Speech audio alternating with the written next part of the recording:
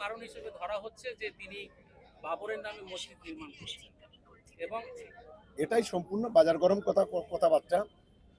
আজকে 6 মাস 9 মাস আগে থেকে দল বিরোধী কথাবার্তা বলছিল। দল বিরোধিতার কারণে তাকে দল থেকে বহিষ্কার করা হয়েছে, এটাই হচ্ছে ঘটনা। কিন্তু আজকের কেউ কেউ হয়তো বাজার গরম করার জন্য আজকে মসজিদের কথা বলছে বা অন্য কথা বলছে। মসজিদ যে কেউ করতে পারে, এটা এটা কোনো কোনো কারোর কোনো বাধা নেই এখানে। ফলে এই ধরনের কথা বলে বাজার গরম করে আর বিজেপির হাতটাকে শক্তিশালী না করা ভালো। আমি আশা করি মসজিদ হোক, একটা ছাড়া 3টে মসজিদ হোক, কোনো আমাদের আপত্তি নেই। তবে হুমায়ুন কবির যেটা সাসপেন্ড হয়েছে বা বহিষ্কৃত হয়েছে সম্পূর্ণ দল বিরোধী কার্যকলাপে, এটা আমি 100% গ্যারান্টি দিয়ে বলতে পারি।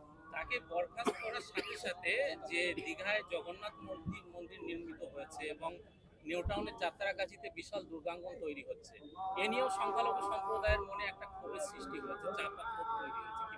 তাদের শুনলে উদ্দেশ্যে কি বার্তা? বাংলাতে আমরা হিন্দু মুসলমান আমরা ভাই ভাই, আমাদের সম্প্রীতি বোধটাই আলাদা।